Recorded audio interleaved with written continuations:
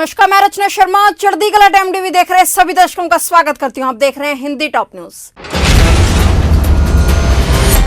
अफगानिस्तान पर तालिबान के कब्जे को अभी 2 हफ्ते भी नहीं हुए हैं, लेकिन ऐसा लग रहा है कि अभी से ही संयुक्त राष्ट्र सुरक्षा परिषद ने तालिबान को लेकर अपना नजरिया बदल लिया है। दरअसल काबुल पर कब्जे के एक दिन बाद यानी 16 अगस्त को संयुक्त राष्ट्र सुरक्षा परिषद की तरफ से अफगानिस्तान को लेकर एक बयान जारी किया गया था। इसमें तालिबान से अपील की गई थी कि वो किसी भी देश में आतंकवाद का समर्थन न करे। बता दें कि भारत अगस्त के महीने में सुरक्षा परिषद की पहली बार अध्यक्षता कर रहा है, लिहाजा इस बयान पर भारत की तरफ से हस्ताक्षर भी किए गए थे, लेकिन अब इस बयान से तालिबान का नाम हटा लिया गया है। अंतर्राष्ट्रीय समुदाय की तरफ से यह पहला संकेत है कि तालिबान को अब वैश्विक स्तर पर बहिष्कार नहीं किया जा सकता।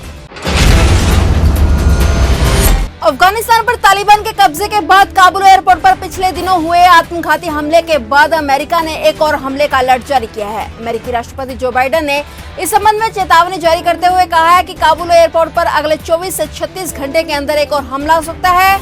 उनका कहना है कि अफगानिस्तान में हालात बेहद खतरनाक है और हमले का खतरा भी बरकरार है।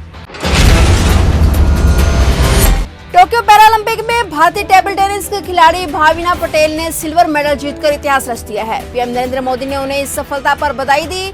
वीमेन सिंगल्स क्लास 4 के फाइनल में भाविना को चीनी खिलाड़ी जाओ चिंग के हाथों से हार का सामना करना पड़ा। भाविना पैरालंपिक में सिल्वर मेडल जीतने वाली दीपा मलिक के बाद दूसरी भारतीय खिलाड़ी बन गई हैं। पीएम नरेंद्र मोदी ने भाविना पटेल को ऐतिहासिक सिल्वर मेडल की बधाई देते हुए उनकी जिंदगी के सफर पर दिल छूने वाली बात कही। पीएम मोदी ने ट्वीट करके कहा कि भाविना पटेल ने इतिहास रच दिया, वे ऐतिहासिक सिल्वर मेडल लेकर आई हैं, इसके लिए बधाई। उनकी जिंदगी का सफर प्रेरणादायक है और युवाओं को खेलों की ओर आकर्षित करेगा।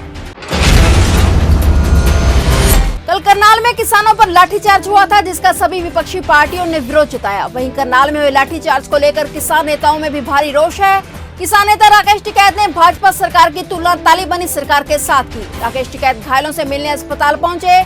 इस दौरान टिकैत ने चेतावनी जारी करते हुए कहा है कि सरकार को लाठीचार्ज का खमियाजा भुगतना पड़ेगा। करनाल में हुए लाठीचार्ज के बाद अब किसान भी एक्शन में आ गए हैं। संयुक्त किसान मोर्चा ने अब अगली रणनीति के लिए बैठक बुलाई है, जो करनाल में ही की जाएगी। किसान नेता बैठक में लाठीचार्ज पर मंथन करेंगे। वहीं ड्यूटी मजिस्ट्रेट के खिलाफ सख्त कदम उठाने की भी संयुक्त किसान मोर्चा ने मांग की है।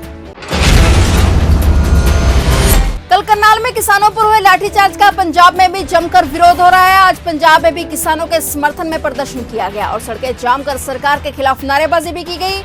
इतना ही नहीं, नाराज किसानों ने हरियाणा सरकार का पुतला भी जलाया। भड़के किसानों ने करनाल एसडीएम को बर्खास्त करने की मांग की। लाठीचार्ज के विरोध में रोपड़ में किसानों ने 2 घंटे तक रोड जाम भी किया। अगले साल उत्तर प्रदेश में होने वाले चुनाव के लिए सभी पार्टियों ने तैयारियां शुरू कर दी हैं। इसी कड़ी में आम आदमी पार्टी ने बीजेपी को चुनौती देने के लिए बेहद खास रणनीति पर काम करना शुरू कर दिया है। कहा जा रहा है कि इस बार अरविंद केजरीवाल की पार्टी हिंदुत्व और राष्ट्रवाद के मुद्दे पर बीजेपी को घेरने की तैयारी कर रही है। इसी के तहत आप उत्तर प्रदेश में तिरंगा यात्रा निकालने की तैयारी कर रही है। 14 सितंबर को एक तिरंगा यात्रा रामलला के जन्म स्थान अयोध्या में भी निकाली जाएगी। खास बात यह है कि यात्रा के दौरान कार्यकर्ता राम मंदिर के सामने भी रुकेंगे और इस तिरंगा यात्रा की अगुवाई दिल्ली के उप मुख्यमंत्री मनीष सिसोदिया और राज्यसभा के सांसद संजय सिंह करेंगे। भारतीय आयुर्विज्ञान अनुसंधान परिषद के एक अध्ययन के अनुसार यदि भारत बायोटेक के कोविड रोधी टीके कोवैक्सीन की एक खुराक किसी एक व्यक्ति को दी गई जो पहले कोरोना वायरस से संक्रमित हुआ था, तो वह 2 खुराक जितनी ही एंटीबॉडी प्राप्त कर लेता है। यह अध्ययन Indian journal of medical research में प्रकाशित हुआ है। इसमें कहा गया कि व्यापक आबादी के बीच किए गए अध्ययनों में हमारे प्रारंभिक निष्कर्षों की पुष्टि यदि की जाती है तो पहले से सारा COV-2 से संक्रमित व्यक्तियों को BVV 152 टीके की एक खुराक की सिफारिश भी की जा सकती है, ताकि अधिक लोग सीमित टीका आपूर्ति का लाभ उठा सकें। कोरोना से तेजी से बढ़ते मामलों ने पूरे देश की टेंशन बढ़ा दी है। पिछले 24 घंटे में देश में कोरोना संक्रमण के 45,083 नए केस सामने आए हैं, जबकि इस दौरान 460 लोगों की जान चली गई। कोरोना के नए मरीज मिलने के बाद अब देश में कुल संक्रमितों की संख्या 3,26,95,030 का आंकड़ा पार कर गई है। देश में अब कोरोना के 3,68,558 के एक्टिव केस हैं, जबकि 3,18,88,642 लोग ठीक होकर घर को लौट चुके हैं। वहीं अब तक कोरोना से 4,37,830 लोगों की जान जा चुकी है। एक्टर और बिग बॉस 7 के कंटेस्टेंट रह चुके अरमान कोहली के जुहू स्थित घर पर नारकोटिक्स कंट्रोल ब्यूरो ने छापा मारा है। एक्टर के घर से ड्रग्स बरामद होने के बाद एनसीबी ने उन्हें हिरासत में ले लिया है। अब एनसीबी ऑफिस में अरमान कोहली से पूछताछ की जा रही है। एनसीबी मुंबई क्षेत्रीय निदेशक समीर वानखेड़े ने मामले में अभिनेता की भूमिका पर बात की और बताया कि उनके घर से ड्रग्स बरामद की गई है।